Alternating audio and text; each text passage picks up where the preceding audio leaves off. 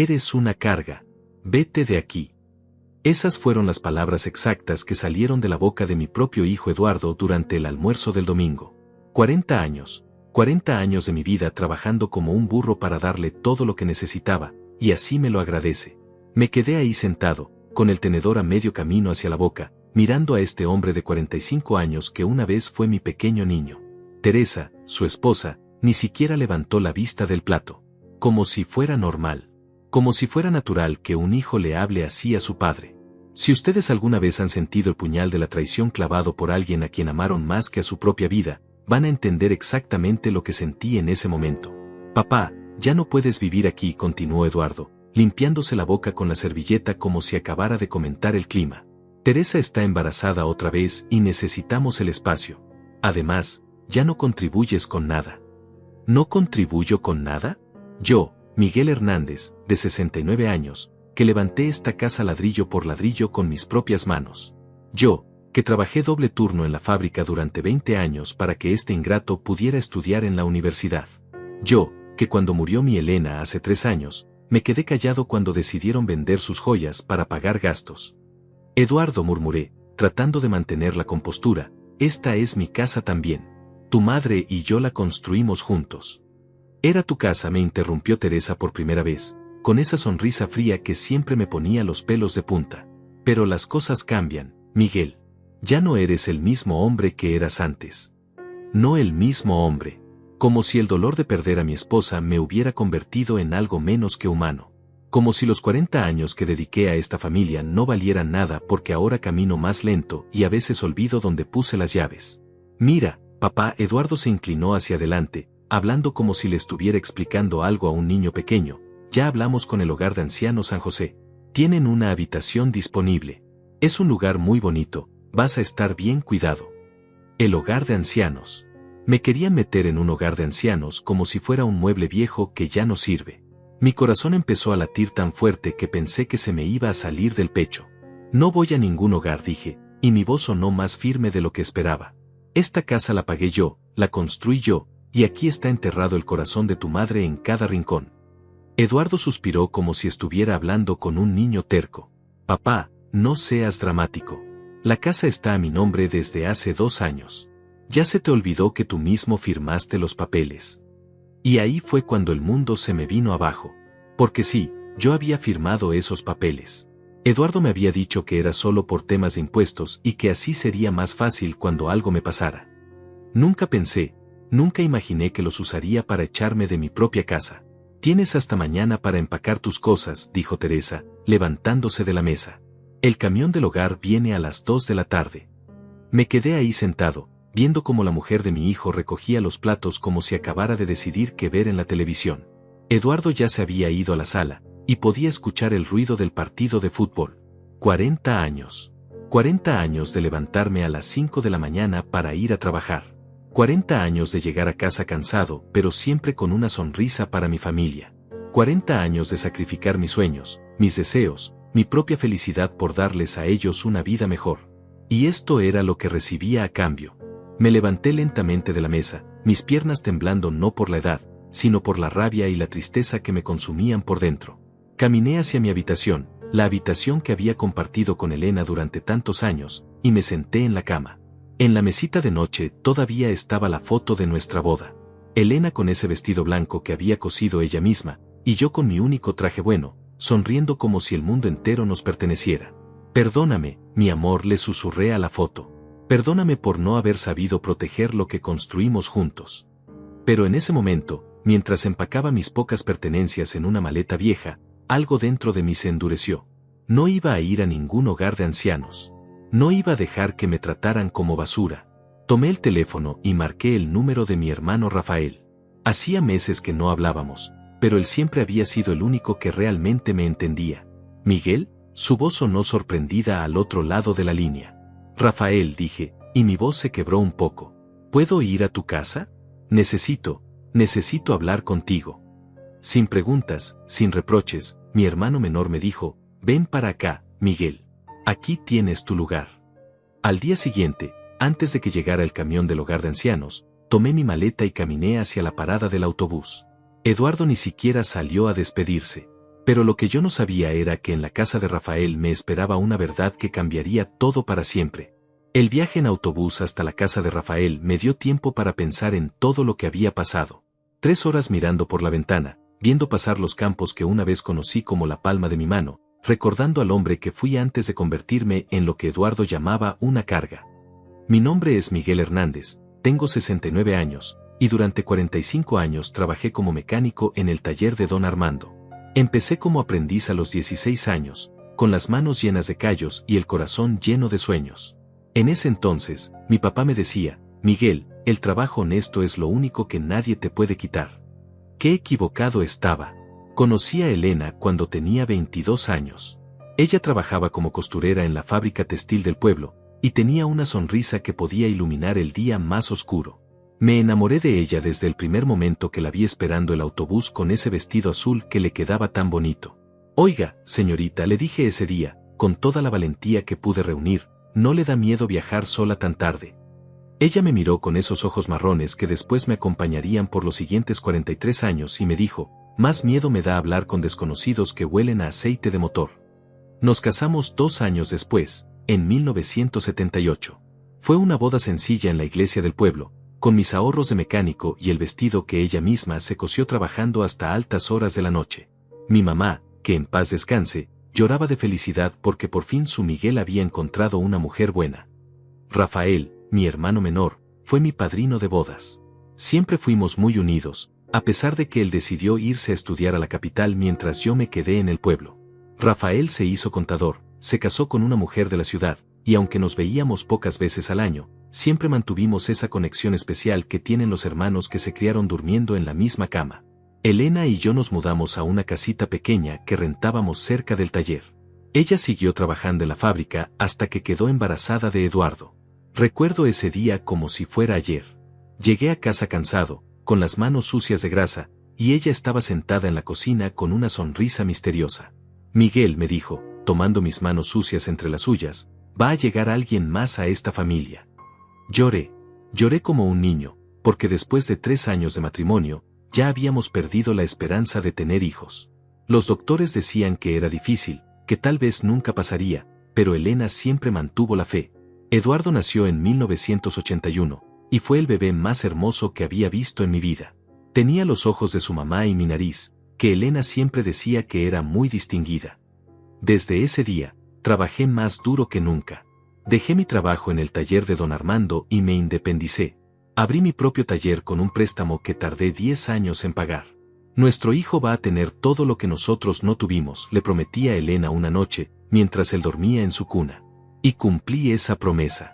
Trabajé doble turno durante 20 años. Me levantaba a las 5 de la mañana, abría el taller a las 6, y no cerraba hasta las 8 de la noche. Los fines de semana arreglaba carros a domicilio para ganar dinero extra. Mis manos siempre estaban manchadas de aceite, mi espalda siempre dolía, pero cuando veía a Eduardo con sus uniformes nuevos para la escuela, cuando lo veía jugando con juguetes que yo nunca pude tener, valía la pena cada sacrificio. Elena dejó de trabajar para cuidar al niño, pero ella tenía un don especial para hacer que el dinero rindiera. Cosía ropa para las señoras del pueblo, hacía pasteles para vender, y siempre, mantenía nuestra casa como un palacio.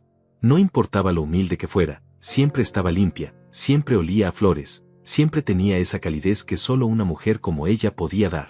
Cuando Eduardo tenía 10 años, compramos el terreno donde construiríamos nuestra casa propia.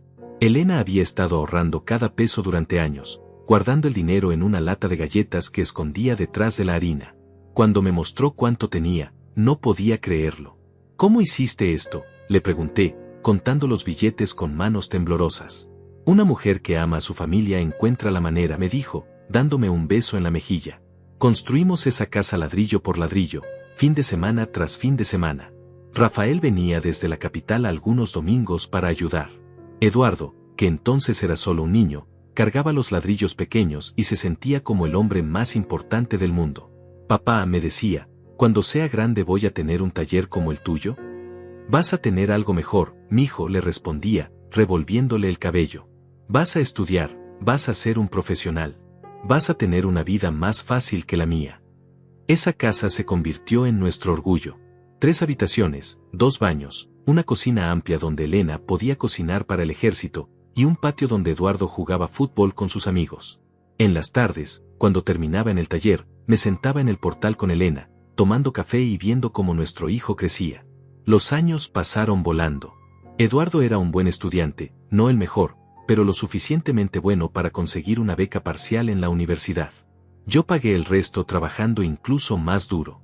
Vendí mi camioneta vieja y me compré una bicicleta para ir al taller. Elena vendió todas sus joyas, excepto el anillo de matrimonio, para ayudar con los gastos. Papá, no tienes que hacer esto, me decía Eduardo cuando venía a casa los fines de semana. Puedo trabajar medio tiempo. Tú concéntrate en estudiar, le respondía. Para eso estamos tu mamá y yo. Cuando se graduó de ingeniero, fue el día más feliz de mi vida.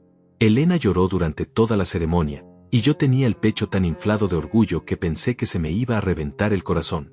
Lo logramos, mi amor, le susurré a Elena mientras veíamos a nuestro hijo recibir su diploma. Nuestro hijo es un profesional. Eduardo consiguió trabajo en la capital, en una empresa importante. Se casó con Teresa, una mujer que desde el principio me pareció un poco fría, pero que Eduardo amaba, y eso era lo importante. Tuvieron 2 hijos, mis nietos, que venían a visitarnos cada mes. Elena se desvivía por esos niños. Les tejía suéteres, les cocinaba sus comidas favoritas, les contaba cuentos antes de dormir. Yo les enseñaba a arreglar cosas pequeñas en el taller, y ellos me decían abuelo Miguel con tanta dulzura que se me partía el corazón de amor. Pero las cosas empezaron a cambiar cuando Elena se enfermó. Primero fueron dolores de cabeza que no se quitaban, luego la pérdida de memoria, después la confusión. Los doctores dijeron que era Alzheimer, y que no había mucho que hacer. No te preocupes, mi amor, le decía todas las noches, mientras la ayudaba a tomar sus medicinas. Vamos a luchar contra esto juntos. Durante 3 años, la cuidé como ella me había cuidado a mí toda la vida. Cerré el taller más temprano para estar con ella. Contraté a una señora para que la acompañara cuando yo no podía. Gasté todos nuestros ahorros en doctores, medicinas, tratamientos que prometían milagros pero que nunca llegaron. Eduardo venía a visitarnos, pero cada vez menos. Siempre tenía excusas, el trabajo, los niños, Teresa estaba ocupada. Cuando Elena murió hace 3 años, lloré como nunca había llorado en mi vida. Sentí que se me había arrancado la mitad del alma. Papá, me dijo Eduardo después del funeral, no puedes quedarte solo en esa casa tan grande. ¿Por qué no te vienes a vivir con nosotros? Y yo, tonto de mí, pensé que era por amor. Pensé que mi hijo quería cuidar de su padre como yo había cuidado de él. Vendí el taller, vendí mi camioneta, vendí todo lo que pude vender, y me fui a vivir con ellos. Al principio todo parecía normal. Ayudaba con las tareas de la casa, jugaba con mis nietos, cocinaba de vez en cuando. Pero poco a poco, empecé a notar las miradas, los comentarios, las quejas veladas. Miguel, no pongas la música tan alta, molesta a los vecinos. Miguel, no uses tanto papel higiénico, está muy caro. Miguel, no invites a tus amigos, esta no es tu casa. Y ahora, después de 2 años viviendo ahí, después de firmar los papeles que me quitaron mi propia casa, me habían echado como a un perro. El autobús se detuvo en la terminal de la ciudad donde vivía Rafael. Tomé mi maleta vieja, la misma que había usado Elena para viajar en nuestra luna de miel, y caminé hacia la salida. Mi hermano me estaba esperando. Había envejecido desde la última vez que lo vi, pero seguía teniendo esa sonrisa cálida que me recordaba a nuestra infancia. Miguel, me dijo, dándome un abrazo fuerte, bienvenido a casa, hermano. Pero cuando llegamos a su casa y se cerró la puerta detrás de nosotros, la expresión en su rostro cambió completamente. Miguel, me dijo, con una seriedad que nunca le había visto, tengo que contarte algo sobre Elena. Algo que ella me pidió que te dijera solo si algo como esto pasaba. Y ahí fue cuando mi mundo se volvió a tambalear. Siéntate, Miguel, me dijo Rafael, señalando el sofá de su sala. Su voz tenía un tono que no había escuchado antes, como si estuviera cargando un peso muy grande. Lo que te voy a contar no es fácil, pero Elena me hizo prometerle que si algún día te trataban mal, si algún día te faltaran el respeto, te diría la verdad. Me senté despacio, sintiendo como si el suelo bajo mis pies fuera a desaparecer en cualquier momento. ¿Qué verdad? ¿Qué secreto había guardado mi Elena durante todos estos años? Hermano, Rafael se sentó frente a mí. Elena sabía que esto iba a pasar. Ella sabía que cuando muriera, Eduardo y Teresa te iban a tratar como si fueras una molestia. ¿De qué estás hablando? Le pregunté, sintiendo un nudo en la garganta. Rafael se levantó y fue hacia una cómoda vieja. De uno de los cajones sacó una caja de zapatos amarrada con un listón rojo. La reconocí inmediatamente, era la caja donde Elena guardaba sus cosas más preciadas. Elena me trajo esto hace 4 años, cuando recién le habían diagnosticado el Alzheimer, dijo Rafael, colocando la caja sobre la mesa. Me dijo, Rafael, si algún día mi Miguel sufre por culpa de nuestro hijo, dale esto. Adentro está toda la verdad. Mis manos temblaban cuando desaté el listón. Adentro había cartas, fotografías, y lo que parecían ser recibos y documentos. Tomé la primera carta. Estaba escrita con la letra de Elena, pero era reciente, de hace apenas 4 años. Mi querido Miguel, comencé a leer en voz alta, si estás leyendo esto, es porque nuestro hijo ha demostrado ser el hombre que siempre temí que fuera. Perdóname por no haberte contado esto antes, pero quería protegerte del dolor que yo estaba sintiendo. Paré de leer. El corazón me latía tan fuerte que podía escucharlo en mis oídos. ¿Qué dolor?, le pregunté a Rafael. Sigue leyendo, hermano. Desde hace años, Miguel, he notado cómo Eduardo nos ve. No como a sus padres, sino como a un obstáculo. Cuando venía a visitarnos, siempre preguntaba por el dinero, por la casa, por lo que íbamos a hacer cuando nos pusiéramos viejos. Nunca preguntaba cómo estábamos, nunca se quedaba más tiempo del necesario. Me detuve otra vez.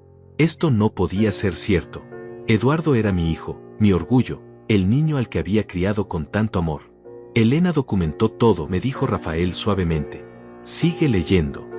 Recuerdo el día cuando cumpliste 65 años, Miguel. Eduardo llegó con Teresa y los niños, pero mientras tú estabas en el patio jugando con tus nietos, yo escuché a Teresa decirle a Eduardo, ya es hora de que tus padres entiendan que no pueden vivir solos para siempre. Esa casa es muy grande para 2 viejitos. Eduardo le respondió, tienes razón, pero mi papá es muy terco. Vamos a tener que ser inteligentes. Las palabras se me trabaron en la garganta. Recordaba ese día perfectamente. Había sido uno de los cumpleaños más felices de mi vida, rodeado de mi familia, sintiendo que todo el trabajo y sacrificio habían valido la pena. Elena siguió escribiendo, me dijo Rafael. Hay más. Después de eso, Miguel, empecé a prestar atención a las cosas pequeñas. Cuando Eduardo venía solo, siempre revisaba la casa como si estuviera tasando una propiedad. Abría los armarios, preguntaba por las joyas que me habías regalado, quería saber si teníamos dinero ahorrado. Una vez lo descubrí midiendo las habitaciones con sus pasos. Me levanté del sofá, caminando hacia la ventana. No podía creer lo que estaba leyendo.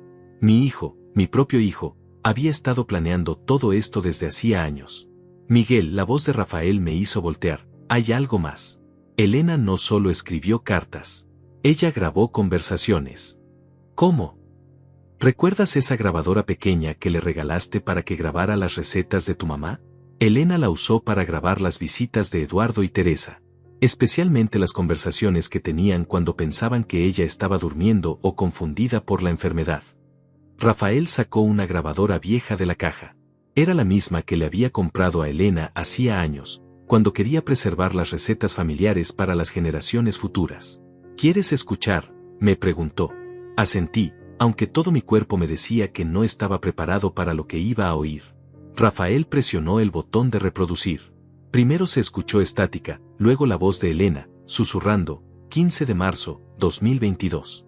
Eduardo y Teresa vinieron a visitarnos. Miguel salió a comprar medicina. Están en la cocina, pensando que no los escucho. Luego se escuchó la voz de Eduardo, clara como el cristal, mamá está cada vez peor. Ya no sabe ni qué día es. Papá va a necesitar ayuda pronto. Es el momento perfecto, respondió Teresa. Podemos convencer a tu papá de que firme los papeles. Le decimos que es para proteger la casa de los impuestos cuando algo les pase. ¿Y si se niega?, preguntó Eduardo. No se va a negar. Tu papá haría cualquier cosa por ti. Siempre ha sido así. Se escuchó una pausa, luego Eduardo otra vez. Cuando mamá muera, papá va a estar tan destrozado que no va a poder pensar con claridad. Ahí lo convencemos de que se vaya a vivir con nosotros. ¿Y después?, preguntó Teresa. Después, cuando ya no aguantemos más, lo metemos en un hogar de ancianos. Con la casa a mi nombre y él fuera del camino, podemos venderla y usar el dinero para el enganche de una casa más grande. Paré la grabadora. Mis piernas no me sostenían. Me dejé caer en el sofá, sintiendo como si me hubieran dado un puñetazo en el estómago. Hay más grabaciones, me dijo Rafael. Elena grabó durante 2 años. Cada visita, cada conversación. Documentó todo. ¿Por qué no me dijo nada?, pregunté, con la voz quebrada. Porque te amaba, Miguel. Porque sabía que si te contaba, te iba a destrozar. Ella esperaba que Eduardo cambiara, que el amor por su padre fuera más fuerte que la codicia. Pero también sabía que había una posibilidad de que no fuera así. Rafael me mostró más papeles de la caja. Había copias de los documentos que yo había firmado, fotografías de la casa, recibos de todo lo que yo había invertido en la propiedad durante los años. Elena fue muy inteligente, me dijo Rafael. Cuando se dio cuenta de lo que estaba pasando, empezó a recopilar pruebas. Tiene documentos que demuestran que tú pagaste cada centavo de esa casa, que la construiste con tu propio trabajo, que invirtiste toda tu vida en ella. ¿Y de qué me sirve eso ahora?, pregunté amargamente. Los papeles están a nombre de Eduardo. Firmé mi propia sentencia. Miguel, Rafael me puso una mano en el hombro. Elena también guardó una carta del notario. ¿Recuerdas cuando firmaste esos papeles? Sí, Eduardo me dijo que eran para temas de impuestos. Pero tú nunca leíste lo que firmaste, ¿verdad? Negué con la cabeza, avergonzado. Había confiado ciegamente en mi hijo. El notario le explicó a Elena que esa transferencia no era válida si se hacía bajo engaño. Si se puede probar que Eduardo te mintió sobre el propósito de los documentos, la transferencia se puede anular. Por primera vez en días, sentí una pequeña chispa de esperanza. Pero hay algo más, continuó Rafael. Elena no solo documentó las conversaciones de Eduardo y Teresa, también grabó la conversación que tuvieron contigo el día que firmaste los papeles. Rafael puso otra grabación. Esta vez escuchaba mi propia voz, preguntando, ¿estás seguro de que esto es solo para los impuestos, mijo? Y la voz de Eduardo respondiendo, sí, papá. Es solo un trámite. La casa sigue siendo tuya, solo que legalmente estará a mi nombre para protegerla. Nunca te echaría de tu propia casa, papá. Eres mi héroe. Mi héroe. Así me había llamado mientras me mentía en la cara. Elena sabía que este día iba a llegar, me dijo Rafael. Y se preparó para ayudarte cuando pasara. Pero también hay algo más que necesitas saber. ¿Qué más puede haber?, pregunté, sintiendo que ya no podía soportar más revelaciones. Elena dejó una cuenta de ahorros a tu nombre. Una cuenta que Eduardo nunca supo que existía. Ella vendió secretamente algunas joyas que había heredado de tu mamá, joyas que pensó que habías perdido hace años. Durante 3 años, guardó cada peso que pudo. Rafael me mostró una libreta de ahorros. Cuando vi la cantidad, mis ojos se llenaron de lágrimas. ¿Cómo? Tu esposa te amó hasta el último día de su vida, Miguel. Y sabía que ibas a necesitar esta ayuda para luchar por lo que es tuyo. Me quedé ahí sentado, rodeado de las pruebas del amor de Elena y la traición de mi hijo. 40 años de sacrificio, de trabajo honesto, de amor incondicional, y así me lo pagaba. Pero Elena, mi Elena, había encontrado la manera de protegerme incluso después de muerta. ¿Qué hago ahora, Rafael?, le pregunté a mi hermano. Ahora, Miguel, me dijo con una sonrisa que no había visto en años, ahora les enseñamos a Eduardo y Teresa lo que pasa cuando subestiman a un hombre que tiene la verdad de su lado. Esa noche, por primera vez en 3 años, dormí tranquilo. Sabía que la batalla apenas comenzaba, pero ya no estaba solo. Tenía a Elena cuidándome desde el cielo, a Rafael a mi lado, y la verdad en mis manos. Y la verdad, como siempre me había dicho mi papá, era lo único que nadie me podía quitar. Durante los siguientes 3 días en casa de Rafael, estudié cada documento, escuché cada grabación, y leí cada carta que Elena había dejado. Mi esposa había sido más inteligente de lo que jamás imaginé. No solo había documentado todo, sino que había anticipado cada movimiento de Eduardo y Teresa. En una de las cartas más largas, Elena escribía, Miguel, sé que cuando leas esto vas a sentir que el mundo se acabó. Pero quiero que sepas que durante todos estos años de matrimonio, lo que más admiré de ti fue tu dignidad. Nunca te doblegaste ante nadie, nunca aceptaste una injusticia, y no vas a empezar ahora. El 4.º día, Rafael me encontró en la cocina temprano en la mañana, tomando café y mirando por la ventana. ¿Cómo dormiste?, me preguntó. Mejor que en meses, le respondí. Por primera vez en mucho tiempo, sé exactamente qué tengo que hacer. Rafael se sirvió café y se sentó frente a mí. ¿Y qué vas a hacer? Voy a regresar, le dije. Voy a enfrentar a Eduardo con la verdad. Miguel, ¿estás seguro? Tal vez deberías hablar primero con un abogado. No, hermano. Esto no se resuelve con abogados todavía. Esto se resuelve entre padre e hijo, con la verdad sobre la mesa. Esa misma mañana, tomé mi maleta y me subí al autobús de regreso. Durante todo el viaje, practiqué en mi mente lo que le iba a decir a Eduardo. Llevaba conmigo la caja de Elena, con todas las pruebas que necesitaba. Cuando llegué a la casa, mi casa, eran las 2 de la tarde. Exactamente la hora en que supuestamente llegaba el camión del hogar de ancianos. Vi a Eduardo en el patio, hablando por teléfono, probablemente preguntándose por qué no había aparecido en el hogar. Me bajé del taxi y caminé hacia la puerta principal. Eduardo me vio y cortó la llamada inmediatamente. Papá, me dijo, con una mezcla de sorpresa e irritación, ¿qué haces aquí? Se suponía que ya estabas en el hogar San José. Se suponían muchas cosas, Eduardo, le respondí, caminando directamente hacia la entrada. Pero ya es hora de que hablemos de la verdad. Teresa salió de la casa, con esa cara de fastidio que ya conocía tan bien. Miguel, ya te dijimos que no puedes estar aquí. Los niños necesitan estabilidad. Los niños, repetí, dejando mi maleta en el suelo. Sí, hablemos de los niños. Hablemos de lo que van a pensar cuando sepan cómo trataron a su abuelo. Eduardo se acercó más, tratando de usar su altura para intimidarme. Papá, no hagas una escena. Los vecinos pueden escuchar. Que escuchen, le dije, sacando la grabadora de Elena de mi bolsillo. Que escuchen todo. La cara de Eduardo cambió inmediatamente cuando vio la grabadora. Se puso pálido como si hubiera visto un fantasma. ¿Qué es eso?, preguntó Teresa, pero su voz ya no sonaba tan segura. Esto, dije, levantando la grabadora, es la voz de tu suegra. La mujer que ustedes pensaron que estaba demasiado enferma para entender lo que pasaba a su alrededor. Presioné el botón de reproducir. La voz de Eduardo llenó el patio. Cuando mamá muera, papá va a estar tan destrozado que no va a poder pensar con claridad. Ahí lo convencemos de que se vaya a vivir con nosotros. Eduardo intentó quitarme la grabadora, pero me alejé. ¿Y después? Se escuchó la voz de Teresa en la grabación. Después, cuando ya no aguantemos más, lo metemos en un hogar de ancianos.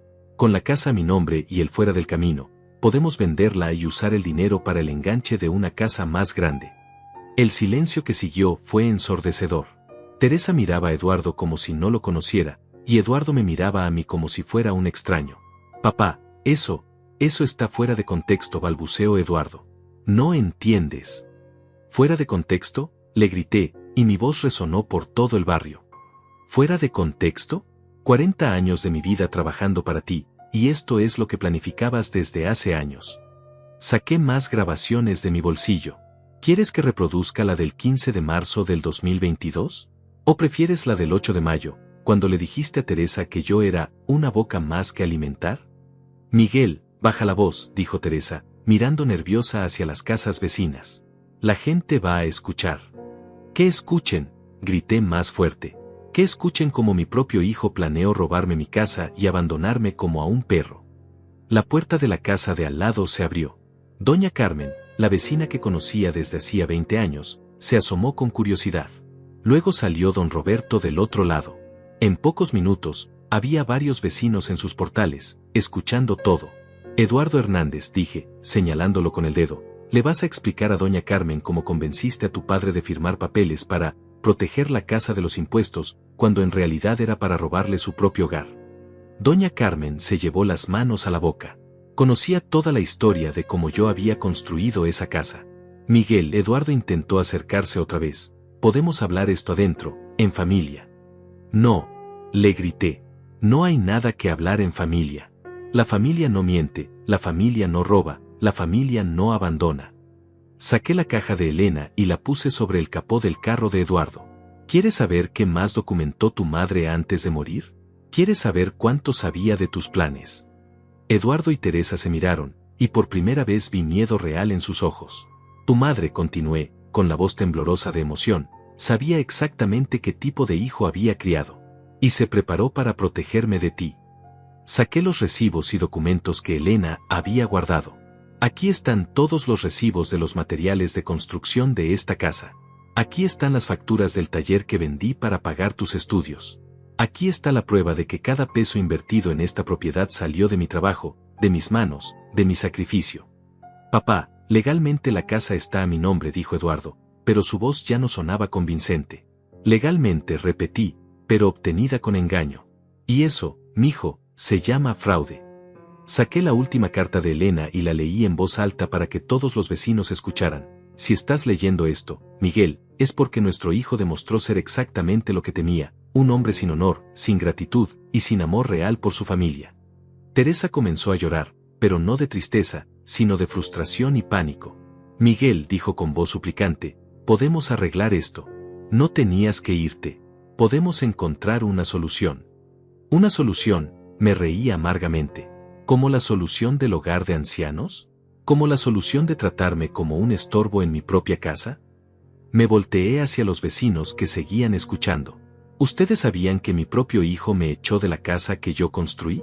¿Sabían que me dijeron que era una carga, después de 40 años de darle todo? Doña Carmen negó con la cabeza, con lágrimas en los ojos. Don Roberto me gritó desde su portal, Miguel, esta es tu casa. Todo el barrio lo sabe. Eduardo, le dije, volteándome hacia mi hijo, tu madre me dejó una última grabación. Una grabación que hizo especialmente para este momento. Saqué otra grabadora, una diferente. Esta tenía una cinta marcada con la letra de Elena, para Miguel, cuando todo se descubra. ¿Quieres escuchar las últimas palabras que tu madre grabó sobre ti?, le pregunté. Eduardo se quedó paralizado. Teresa dejó de llorar y me miró con terror. Presioné play. La voz débil pero clara de Elena llenó el aire. Miguel, si estás escuchando esto, es porque Eduardo finalmente mostró su verdadera cara. Quiero que sepas que no es tu culpa. Nosotros criamos a nuestro hijo con amor, con valores, con ejemplo.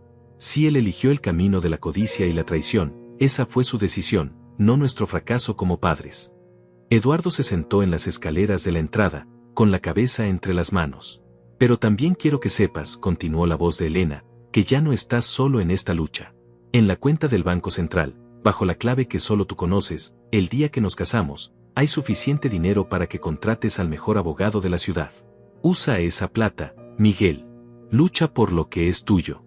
Demuéstrale a nuestro hijo que un hombre de honor no se deja pisotear, ni siquiera por su propia sangre. Cuando la grabación terminó, el silencio era total. Hasta los pájaros habían dejado de cantar. Eduardo, le dije finalmente, tienes 24 horas para decidir. O me devuelves mi casa por las buenas, o empezamos esta guerra por las malas. Y te aseguro que tu madre me dejó suficientes armas para ganártela. Tomé mi maleta y caminé hacia la calle. Me volteé una última vez. Ah, y Eduardo, el hogar de ancianos ya no va a ser necesario. Porque el único que va a necesitar un lugar donde vivir cuando termine todo esto, vas a ser tú. Subí al primer taxi que pasó y le di la dirección del mejor hotel del centro de la ciudad. Era hora de comenzar la segunda parte de mi plan. La guerra apenas comenzaba. A las 8 de la mañana del día siguiente, estaba parado frente al bufete de abogados más prestigioso de la ciudad. Elena tenía razón, había suficiente dinero en esa cuenta secreta para contratar a los mejores. Durante 40 años, ella había estado guardando cada peso que podía, preparándose para este momento que nunca quiso que llegara. La licenciada Silvia Mendoza me recibió en su oficina. Era una mujer de unos 50 años, con una reputación implacable en casos de fraude familiar. Cuando le mostré todas las pruebas que Elena había recopilado, sus ojos se iluminaron. Señor Hernández, me dijo después de revisar los documentos, esto no es solo un caso de transferencia fraudulenta. Esto es un caso de abuso financiero hacia un adulto mayor. Su hijo podría enfrentar cargos criminales. No quiero que vaya a la cárcel, le dije. Solo quiero que me devuelva lo que es mío. Entiendo, respondió la licenciada. Pero necesita entender que cuando presentemos estas pruebas, el caso va a tomar vida propia. El Ministerio Público podría decidir proceder independientemente de lo que usted quiera. Esa misma tarde, la licenciada Mendoza y yo nos presentamos en la casa. Eduardo abrió la puerta, y cuando vio a la abogada a mi lado, su cara se descompuso completamente. Buenas tardes, dijo la licenciada con voz profesional. Soy la licenciada Silvia Mendoza, representante legal del señor Miguel Hernández. Venimos a hacer una propuesta de solución extrajudicial. Eduardo nos dejó pasar, pero sus manos temblaban. Teresa estaba sentada en la sala, con los ojos rojos de tanto llorar. Eduardo Hernández, comenzó la licenciada, abriendo su portafolio, mi cliente tiene evidencia suficiente para demostrar que la transferencia de esta propiedad se realizó mediante engaño y coerción emocional. Eso constituye fraude. Yo no. Eduardo intentó hablar, pero la licenciada lo interrumpió. Permítame terminar. Tenemos grabaciones donde usted admite haber mentido sobre el propósito de la transferencia.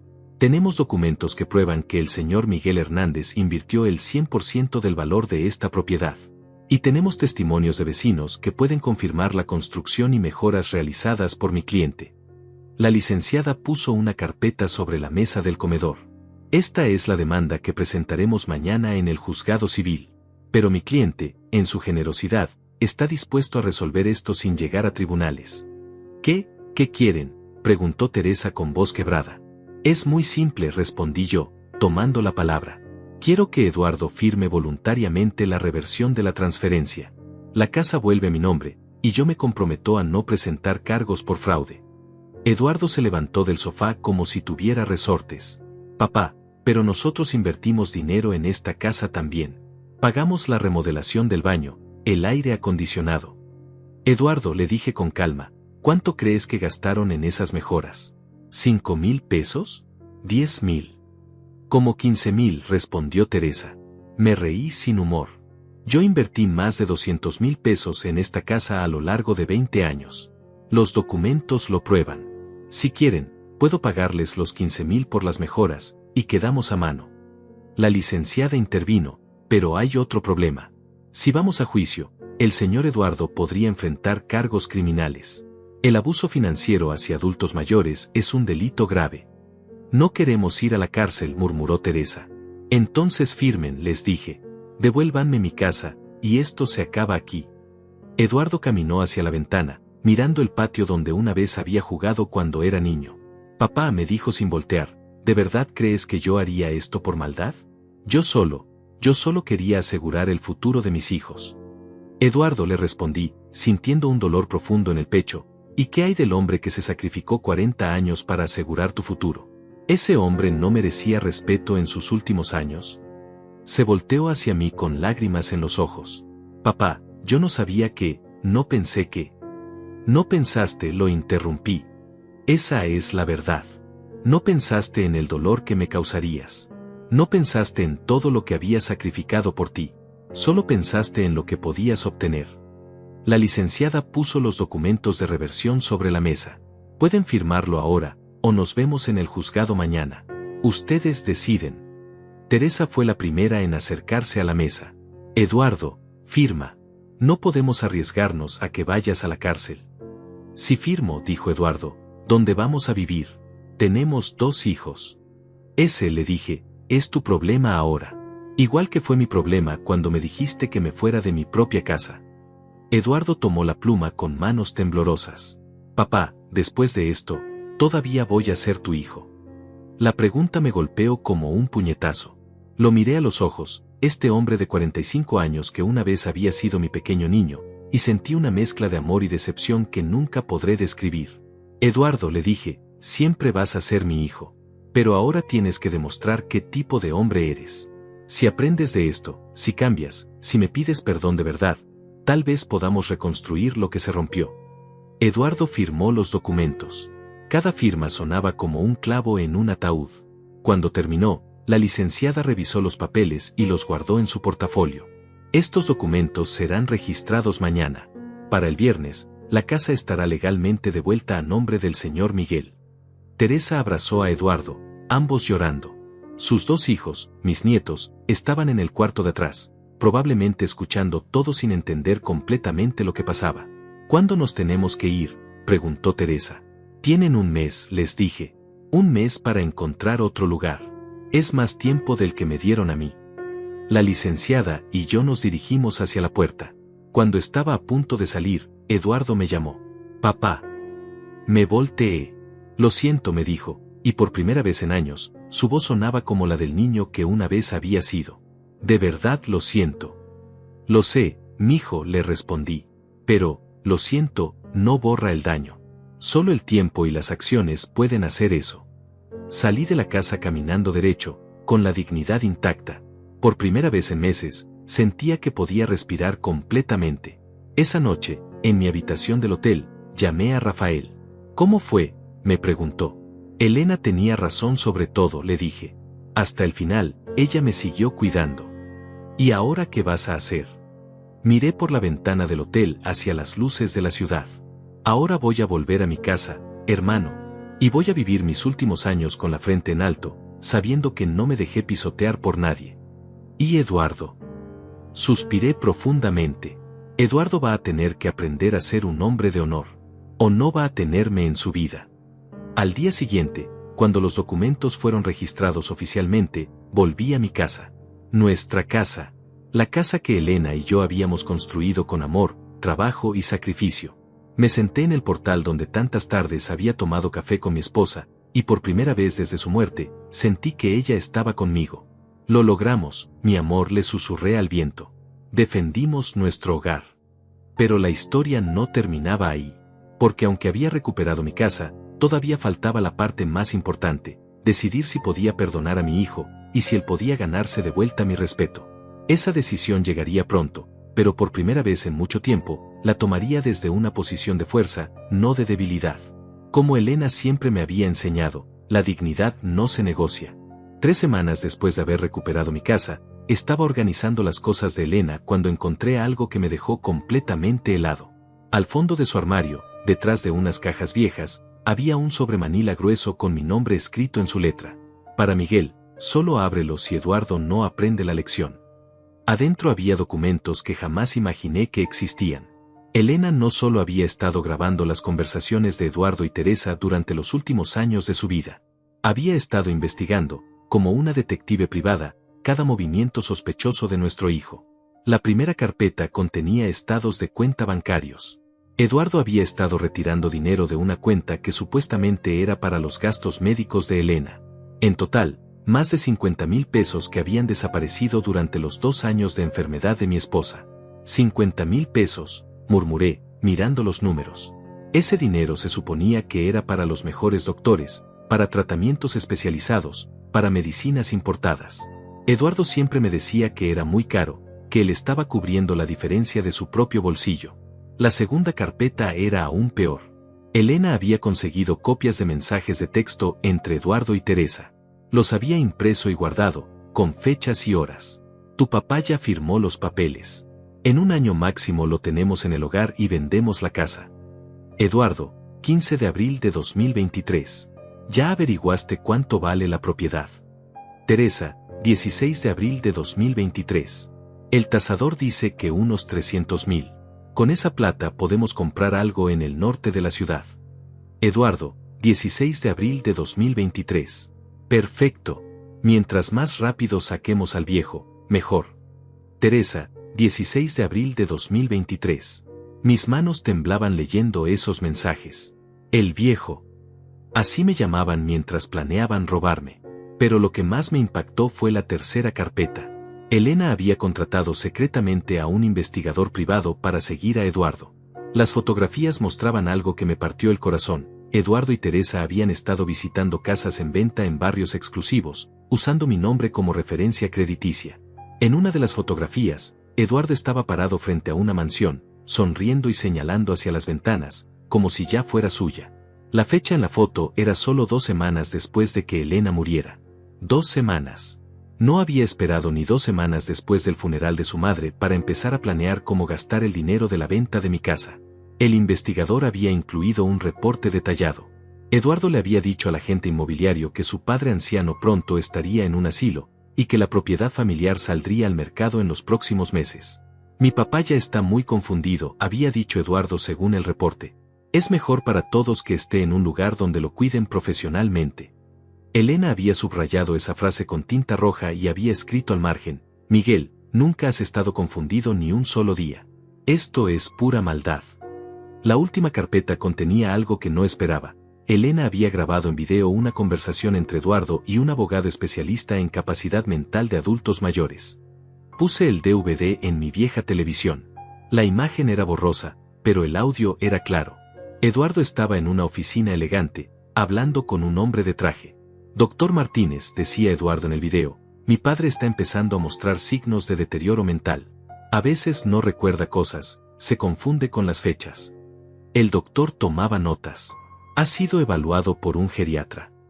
No oficialmente, respondía Eduardo, pero es obvio que necesita ayuda. El problema es que él se niega a reconocerlo. Por eso necesito saber cuáles son mis opciones legales. Entiendo. Si logramos documentar que su padre no tiene capacidad para manejar sus finanzas. Exacto, interrumpía Eduardo. Necesito poder tomar decisiones por él. Por su propio bien, por supuesto. Me detuve ahí. No podía seguir viendo. Eduardo había estado planeando declararme mentalmente incapaz para tomar control total de mis bienes. Pero Elena, mi Elena inteligente, había grabado toda la reunión desde el auto estacionado afuera. El investigador que ella contrató tenía equipo profesional. En ese momento sonó el timbre de mi casa. Era Rafael, que venía a visitarme como todos los viernes desde que había regresado. Miguel, me dijo al verme, ¿estás bien? Te ves pálido. Le mostré todo lo que había encontrado. Rafael se quedó en silencio mientras revisaba cada documento, cada fotografía, cada grabación. Hermano, me dijo finalmente, esto es mucho peor de lo que pensábamos. Eduardo no solo te iba a robar la casa, te iba a declarar mentalmente incapaz. ¿Tú crees que soy un viejo confundido, Rafael? Le pregunté. Mi hermano me miró directamente a los ojos. Miguel, tienes la mente más clara de cualquier hombre de tu edad que conozco. Eduardo estaba mintiendo deliberadamente. Esa noche no pude dormir. Caminé por la casa, tocando las paredes que había construido, recordando cada sacrificio que había hecho por mi familia. Y pensé en Elena, documentando meticulosamente cada traición de nuestro hijo, preparándose para protegerme incluso después de muerta. A la mañana siguiente, llamé a la licenciada Mendoza. Licenciada, le dije, encontré más evidencia. Mucha más. 2 horas después estaba en su oficina, mostrándole todo lo que Elena había dejado. Señor Hernández, me dijo después de revisar los documentos, esto cambia todo. Su hijo no solo cometió fraude en la transferencia de la casa. Intentó cometer fraude médico, usó su nombre sin autorización para referencias crediticias, y malversó fondos destinados a la atención médica de su esposa. ¿Qué significa eso? Significa que podríamos presentar múltiples demandas criminales. Eduardo podría enfrentar varios años de prisión. Me quedé callado, pensando. Parte de mí quería justicia completa. Pero otra parte de mí, la parte que recordaba al niño pequeño que una vez había corrido hacia mí gritando «papá», cada vez que llegaba del trabajo, no podía soportar la idea de verlo en la cárcel. Licenciada, le dije finalmente, quiero que Eduardo sepa que tengo esta evidencia. Quiero que entienda completamente lo que hizo. Pero antes de decidir si vamos a corte, quiero darle una última oportunidad. ¿Una oportunidad para qué? Para comportarse como un hombre de honor. Para admitir lo que hizo, devolver el dinero que robó, y pedirme perdón de verdad. La licenciada me miró con respeto. Es usted un hombre muy generoso, señor Hernández. No es generosidad, le dije. Es que Elena me enseñó que la venganza no trae paz. Pero la justicia sí. Esa tarde, le pedí a la licenciada que citara a Eduardo y Teresa a su oficina. Cuando llegaron, pensaban que era para firmar algunos papeles finales sobre la casa. Eduardo, dije cuando entraron, tu madre te dejó un último regalo. Puse sobre la mesa todas las carpetas que Elena había preparado. Eduardo abrió la primera y su cara se puso del color de la ceniza. Papá, yo puedo explicar. No, lo interrumpí. No vas a explicar nada. Vas a escuchar. Durante la siguiente hora, revisamos cada documento, cada fotografía, cada grabación. Teresa lloraba. Eduardo temblaba. Tu madre, le dije al final, sabía exactamente qué tipo de hombre eras. Y se preparó para protegerme de ti. Eduardo se puso de pie bruscamente. Papá, ella me estaba espiando. Eso no es normal. No es normal, le grité. ¿Y es normal que planearas declararme loco? ¿Es normal que robaras el dinero de las medicinas de tu madre moribunda? Eduardo se derrumbó en la silla, finalmente entendiendo que no había escape. Eduardo, le dije con voz calmada, tienes 2 opciones. Puedes ir a prisión por fraude, malversación y uso indebido de identidad. O puedes comportarte como un hombre y arreglar esto. ¿Qué quieres que haga?, preguntó con voz quebrada. Quiero que me devuelvas cada peso que robaste. Quiero que escribas una carta de disculpa admitiendo todo lo que hiciste. Y quiero que te alejes de mi vida hasta que demuestres que puedes cambiar de verdad. Teresa lo miraba con horror, finalmente entendiendo la clase de hombre con quien se había casado. ¿Y si hago eso?, preguntó Eduardo. Si haces eso, le dije, no presentaré cargos criminales. Pero nunca volverás a tener mi confianza. Esa la perdiste para siempre. Eduardo aceptó. No tenía otra opción. Pero yo sabía que Elena había ganado. Incluso muerta, había protegido mi dignidad y me había dado las armas para defenderme. La verdad, como siempre, había prevalecido. Pensé que después de que Eduardo firmara la carta de disculpa y se comprometiera a devolverme el dinero robado, todo habría terminado. Qué ingenuo fui. 2 días después de la reunión en la oficina de la licenciada, comenzaron las llamadas. Primero fue mi hermana Leticia, que vive en Guadalajara y a quien no veía desde el funeral de Elena. Miguel, me dijo con voz preocupada. Eduardo me llamó. Me dijo que te estás comportando muy raro, que tal vez necesitas ayuda médica. ¿Qué le dijiste?, le pregunté, sintiendo un nudo en el estómago. Le dije que hablaría contigo. Miguel, ¿estás bien? ¿Es verdad que echaste a Eduardo de su propia casa? Su propia casa. Eduardo estaba contando su versión de la historia. Leticia, le dije con paciencia, esa no es su casa. Es mi casa. La casa que Elena y yo construimos. Pero Eduardo dice que tú le diste la casa hace años, y que ahora te arrepentiste por problemas de la edad. Problemas de la edad, repetí, sintiendo la sangre hervirme. Miguel, él está muy preocupado por ti. Dice que desde que murió Elena has estado muy confundido, que a veces no recuerdas las cosas. Colgué el teléfono. Eduardo estaba haciendo exactamente lo que había planeado hacer legalmente, convencer a toda la familia de que yo estaba perdiendo la capacidad mental. Durante los siguientes días, las llamadas se multiplicaron. Primos lejanos, tías que no me llamaban en años, hasta vecinos del pueblo donde había crecido. Todos con la misma historia. Eduardo estaba muy preocupado por mi deterioro mental y mi comportamiento agresivo. Miguel, me dijo mi primo Jorge por teléfono, Eduardo me contó que golpeaste a Teresa. Eso no está bien, hermano. ¿Qué? Yo jamás he tocado a esa mujer. Él dice que estás muy violento últimamente, que perdiste los estribos. Entendí la estrategia. Eduardo no podía declararme mentalmente incapaz legalmente porque las pruebas de Elena lo exponían. Pero sí podía destruir mi reputación, hacer que toda la familia creyera que yo era un viejo loco y agresivo. Lo peor llegó cuando mis propios nietos dejaron de visitarme. Llamé a la casa donde ahora vivían Eduardo y Teresa, rentando un pequeño departamento.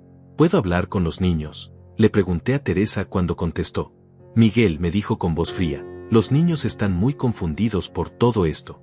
Tal vez es mejor que no los llames por un tiempo. ¿Confundidos por qué? Por todo lo que ha pasado. Eduardo les explicó que el abuelo está pasando por un momento difícil. Colgué sintiéndome completamente derrotado. Eduardo me había quitado a mis nietos. Había envenenado su mente contra mí. Las noches se volvieron largas e insomnio. Me levantaba a las 3 de la mañana, caminaba por la casa vacía, y me preguntaba si tal vez Eduardo tenía razón.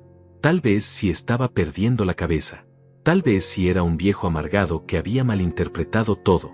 Una mañana, mientras tomaba café en la cocina, encontré una carta que alguien había deslizado bajo mi puerta durante la noche. Miguel, decía con letra que no reconocí, sabemos lo que realmente pasó.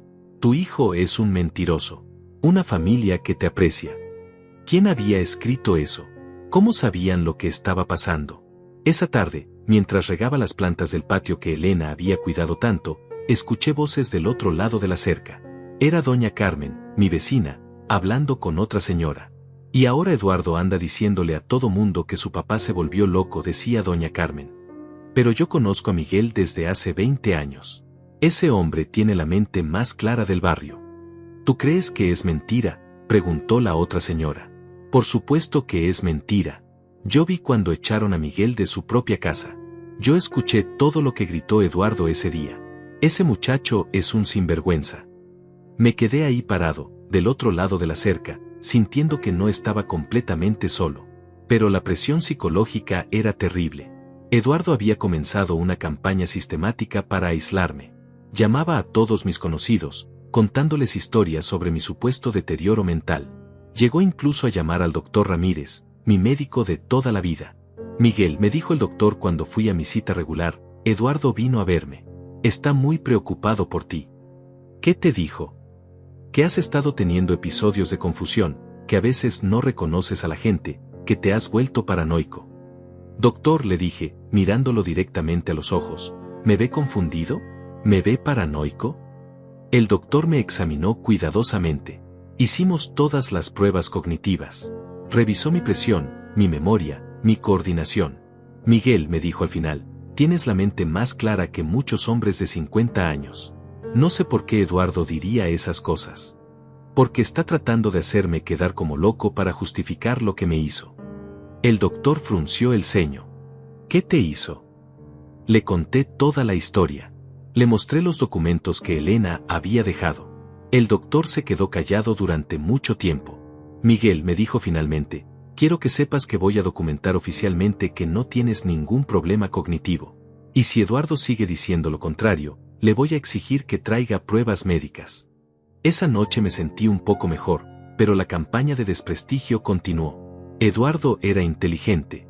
No decía mentiras obvias. Decía cosas como estoy preocupado por papá y creo que necesita ayuda y desde que murió mamá no es el mismo. Todo sonaba como la preocupación natural de un hijo amoroso. Una semana después, estaba en el supermercado cuando me encontré con la señora Esperanza, una antigua cliente del taller. Miguel, me dijo con cara de pena, ¿cómo estás? Eduardo me contó que estás pasando por un momento difícil. ¿Qué te dijo exactamente? Que desde que murió Elena a veces te confundes, que crees que la gente te quiere robar.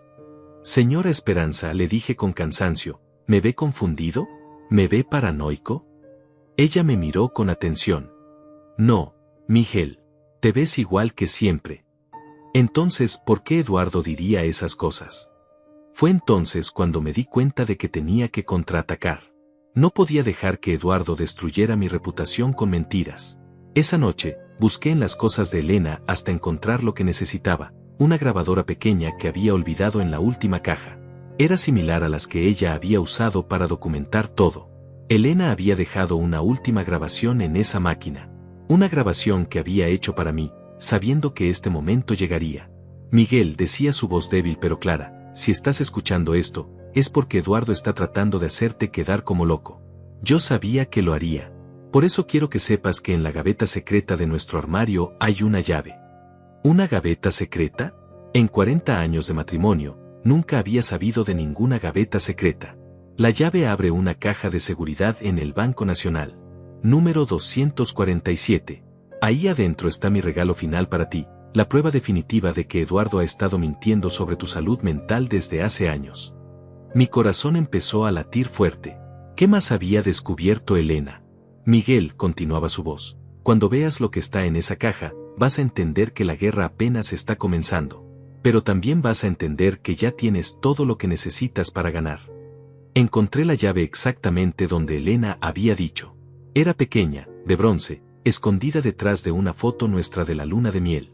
Al día siguiente, fui al banco. La caja de seguridad contenía algo que me dejó sin palabras, grabaciones de Eduardo hablando con diferentes doctores, preguntando cómo podía demostrar que su padre tenía demencia. Elena había grabado esas conversaciones telefónicas desde hace 2 años. Doctor, se escuchaba la voz de Eduardo en una grabación. ¿Qué síntomas tendría que mostrar mi padre para que ustedes confirmen que tiene Alzheimer? ¿Su padre está mostrando síntomas?, preguntaba el doctor. Bueno, no exactamente, pero quiero estar preparado para cuando empiecen. Elena había documentado todo. Eduardo había estado preparándose para declararme mentalmente incapaz desde mucho antes de que ella muriera. Pero ahora yo tenía las pruebas. Era hora de contraatacar. La guerra estaba a punto de cambiar de rumbo. Con las nuevas grabaciones en mis manos, sabía que había llegado el momento de terminar esta guerra de una vez por todas. Pero no iba a hacerlo gritando en las calles como un viejo amargado. Lo iba a hacer con clase, con dignidad, y con la verdad como mi única arma. La primera llamada fue a la licenciada Mendoza. Licenciada, le dije, encontré más evidencia. Esta vez, vamos con todo. 2 horas después estaba en su oficina, mostrándole las grabaciones que Elena había dejado en la caja de seguridad. Señor Hernández, me dijo después de escuchar las cintas, esto es dinamita pura. Su hijo no solo cometió fraude, ha estado cometiendo difamación y calumnia de manera sistemática. ¿Qué podemos hacer? Podemos demandarlo por daño moral, difamación y conspiración para cometer fraude médico. Pero más importante, podemos presentar estas pruebas para restaurar completamente su reputación. ¿Cómo? La licenciada sonrió. Vamos a citar a Eduardo a declarar bajo juramento, en una audiencia pública, donde toda su familia pueda escuchar la verdad. Una semana después, Eduardo recibió la citación judicial. La audiencia sería en 15 días. Pero yo no iba a esperar tanto para empezar a limpiar mi nombre. Esa misma tarde, convoqué a una reunión familiar. Llamé a todos los que Eduardo había estado llamando, mi hermana Leticia, mi primo Jorge, mis cuñadas, hasta los vecinos que habían escuchado sus mentiras. Los invito a todos a mi casa este domingo a las 4 de la tarde, les dije a cada uno. Quiero que escuchen algo muy importante. El domingo, mi sala estaba llena. Venían con caras de preocupación, creyendo que iban a encontrar a un viejo confundido que necesitaba ayuda. Gracias por venir, les dije cuando todos estuvieron sentados. Sé que Eduardo les ha contado que estoy perdiendo la cabeza, que me estoy comportando de manera extraña. Leticia asintió con compasión. Miguel, estamos aquí para ayudarte. Perfecto, le respondí, sacando la grabadora. Entonces van a querer escuchar esto. Presioné play. La voz de Eduardo llenó la habitación. Doctor, ¿qué síntomas tendría que mostrar mi padre para que ustedes confirmen que tiene Alzheimer? El silencio que siguió fue absoluto. Todos me miraban con los ojos abiertos como platos. Esto, les dije, se grabó hace 2 años. Cuando Elena todavía estaba viva y yo estaba perfectamente bien. Puse otra grabación. Esta vez era Eduardo hablando con Teresa. Si conseguimos que un doctor diga que papá tiene demencia, podemos tomar control de todo sin que nadie sospeche.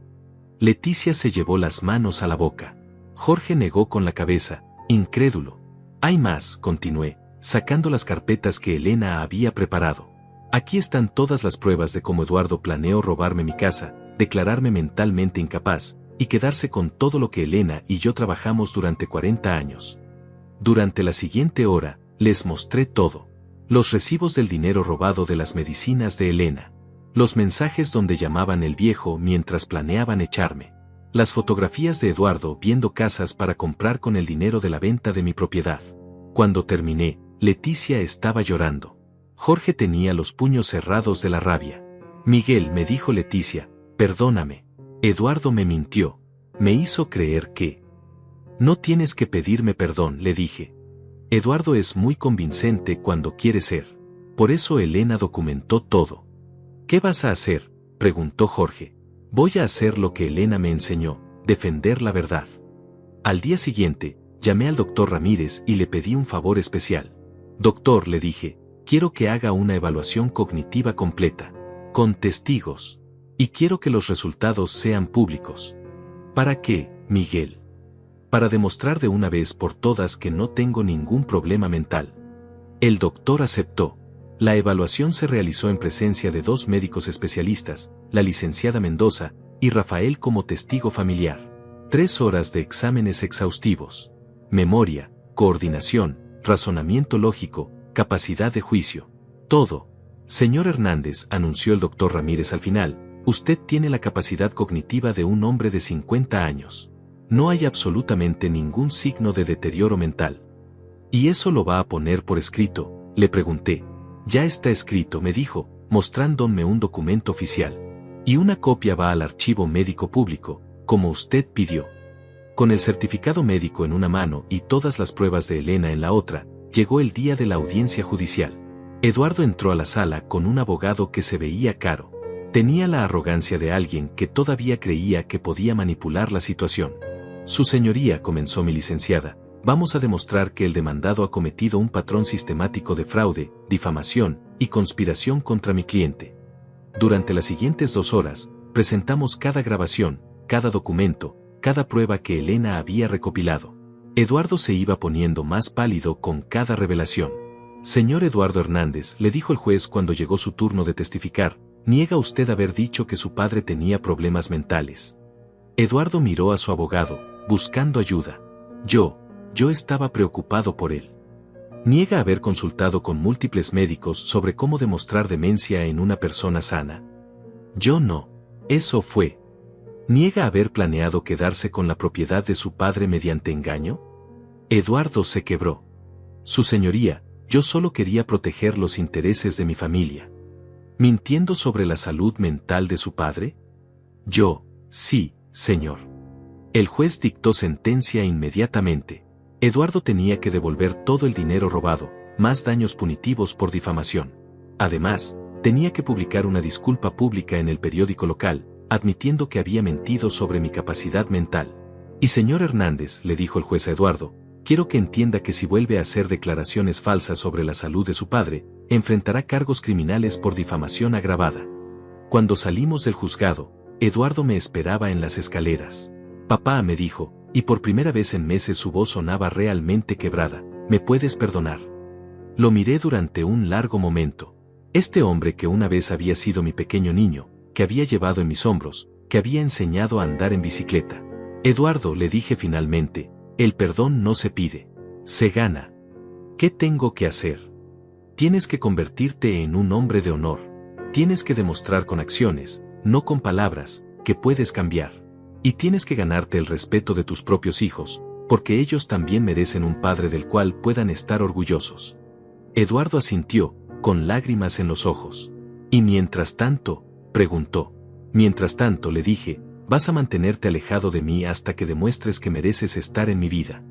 Caminé hacia el carro donde Rafael me esperaba, sintiendo por primera vez en meses que podía respirar completamente. ¿Cómo te sientes?, me preguntó Rafael mientras manejábamos de regreso a casa. Como un hombre libre, le respondí. Como alguien que defendió su dignidad y ganó. Esa noche, en mi casa, en mi sala, rodeado de las cosas que Elena y yo habíamos construido juntos, levanté una copa de vino hacia su fotografía. Lo logramos, mi amor, le dije. Defendimos nuestra familia, nuestra casa, y nuestra dignidad. Por primera vez desde su muerte, sentí que Elena podía descansar en paz. Y yo también. 6 meses después de la audiencia judicial, mi vida había cambiado completamente. No solo había recuperado mi casa y mi dignidad, sino que había descubierto una versión de mí mismo que no sabía que existía, un hombre que podía ser feliz viviendo para sí mismo, sin sacrificar todo por una familia que no lo valoraba. El dinero que Eduardo me devolvió, más los daños punitivos que el juez ordenó, sumaban casi 100,000 pesos. Era más dinero del que había tenido en años. Pero más que el dinero, lo que me devolvió fue algo mucho más valioso, mi autoestima. Con una parte de ese dinero, contraté a un arquitecto para remodelar la casa. No para venderla, como había planeado Eduardo, sino para hacerla completamente mía. Quiero que se vea como Elena siempre soñó, le dije al arquitecto, pero también quiero que refleje quién soy yo ahora. Ampliamos la cocina, construimos una terraza donde pudiera tomar café por las mañanas, y convertimos uno de los cuartos en un pequeño taller donde podía arreglar cosas otra vez. No para ganar dinero, sino por el puro placer de trabajar con mis manos. La primera persona que vino a visitarme cuando terminaron las obras fue doña Carmen, mi vecina. Miguel, me dijo, admirando los cambios, esta casa se ve hermosa. Elena estaría orgullosa. Gracias, doña Carmen. ¿Sabe qué es lo que más me gusta? ¿Qué? Que es completamente mía. Cada peso que se gastó aquí salió de mi trabajo honesto. Durante esos meses, también hice algo que nunca pensé que haría, comencé a socializar de verdad. Me uní al club de dominó del Parque Central, donde todos los miércoles un grupo de hombres de mi edad se reunía para jugar y conversar. Miguel, me dijo don Roberto, uno de los jugadores regulares, me enteré de lo que pasó con tu hijo. ¡Qué desgraciado! Ya pasó, le respondí, concentrándome en mis fichas.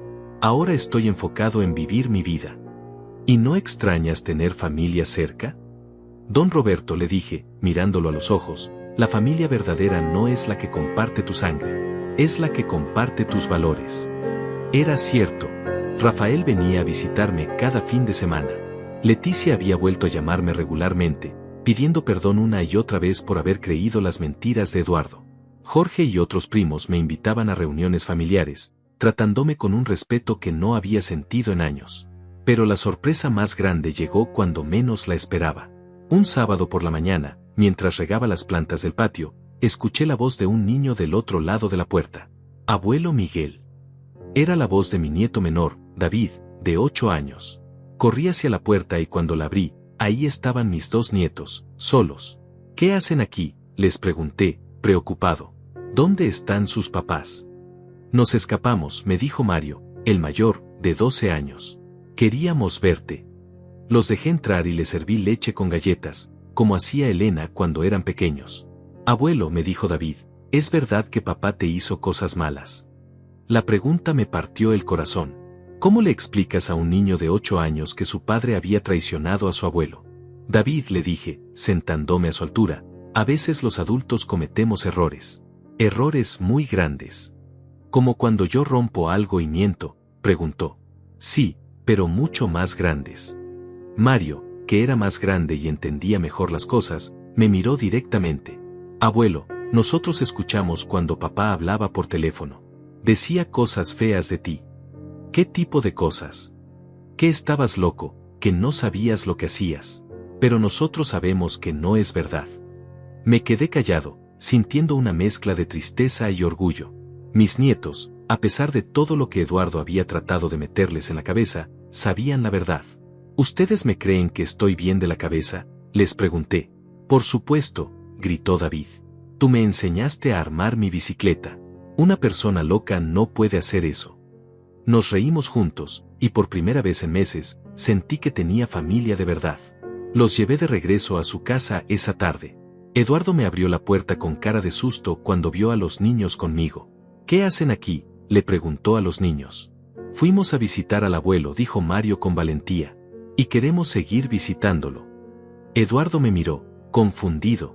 Papá, ¿puedo hablar contigo? Salimos al patio mientras los niños se quedaron adentro. Papá, me dijo Eduardo, los niños me han estado preguntando por ti mucho últimamente. ¿Y qué les dices? La verdad es que, no sé qué decirles. Eduardo se veía diferente. Más delgado, más cansado. Las ojeras bajo sus ojos me decían que no había estado durmiendo bien. Eduardo, le dije, tus hijos te aman. Pero también necesitan saber que tienen un abuelo que los ama. Y que ese abuelo no está loco, como tú les habías dicho. Papá, yo he estado pensando mucho en todo lo que pasó. Y me doy cuenta de que fui un hijo terrible. No solo contigo, sino también con mamá. Por primera vez en meses, la voz de Eduardo sonaba sincera. ¿Sabes qué es lo que más me duele?, le pregunté. ¿Qué? Que desperdiciaste la oportunidad de ser el hombre que tu madre y yo criamos. Elena murió pensando que había fracasado como madre. Eduardo comenzó a llorar. Papá, ¿cómo puedo arreglar esto? No puedes arreglar el pasado, Eduardo, pero puedes decidir qué tipo de hombre quieres ser de aquí en adelante. ¿Me darías una oportunidad? Lo miré durante un largo momento. Eduardo, la oportunidad no se da. Se gana. Demuéstrame con acciones que puedes cambiar, y tal vez podamos reconstruir algo. ¿Y los niños? Los niños siempre van a ser bienvenidos en mi casa. Ellos no tienen la culpa de los errores de su padre. Durante los meses siguientes, Eduardo comenzó a cambiar lentamente. Primero, dejó que los niños me visitaran todos los sábados. Luego, comenzó a llamarme ocasionalmente, preguntando cómo estaba. No para pedirme algo, sino porque realmente parecía interesado. Un día, llegó a mi casa con una caja en las manos. ¿Qué es eso?, le pregunté. Son las joyas de mamá, me dijo. Las que vendimos cuando ella estaba enferma. Conseguí comprar unas iguales. No eran las joyas originales de Elena, pero el gesto me conmovió. Eduardo, le dije, esto es un buen comienzo. Para el primer aniversario de la muerte de Elena, organicé una pequeña ceremonia en el cementerio. Invité a Rafael, a Leticia, a los nietos. No invité a Eduardo. Pero cuando llegamos al cementerio, él estaba ahí, parado frente a la tumba de su madre, con flores en las manos. Perdón por llegar sin ser invitado, me dijo, pero necesitaba hablar con ella. No le dije que se fuera. Hicimos la ceremonia juntos, como familia. Después, cuando todos se habían ido, Eduardo y yo nos quedamos solos frente a la tumba. ¿Crees que ella me puede perdonar?, me preguntó. Tu madre siempre te amó, Eduardo. Incluso cuando documentaba todas tus traiciones, lo hacía porque te amaba. ¿Y tú? ¿Tú me puedes perdonar?